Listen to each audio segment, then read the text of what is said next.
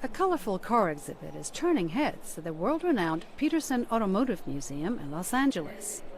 Auto-Didactic, the Juxtapoz School, brings together custom cars and underground art. This exhibit is a compendium of art, be it sculpture, painting, automotive art, modified automobiles, and it kind of examines the interrelationship of art, culture, and commentary between the two. The eclectic exhibit includes the automotive work of more than 50 artists.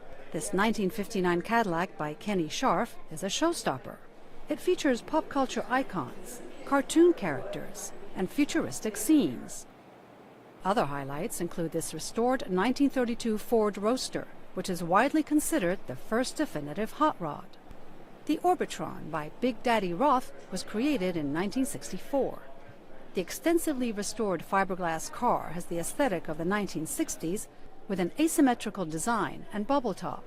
And then there's this 1970 Kenford truck by the artist known as Von Dutch, who became famous for his creative and abstract designs. He created the vehicle by grafting a 1947 Kenworth cab to a 1956 Ford chassis.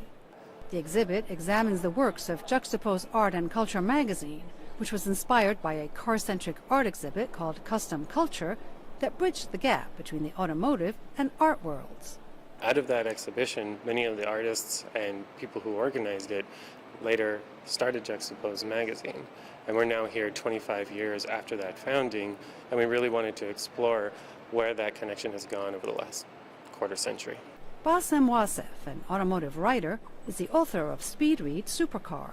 Custom culture really brings forward this sort of new energy. It's sort of like an edgy outsider art that really challenges mainstream culture. So you see it in really vibrant colors, sort of psychedelic themes. It's really sort of that movement that takes you away from what most people would consider sort of the center, off to the edge.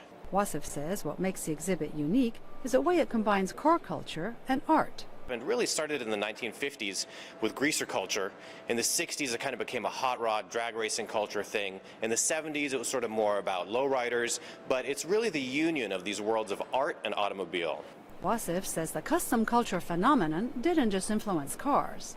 It spreads into the worlds of skateboarding, surfing, comic strips. All these things come together to form this really vibrant, eclectic, colorful landscape of really it's sort of visual entertainment. Auto-Didactic, the Juxtapoz School, runs through June 2nd, 2019. Julie Tabo, VOA News.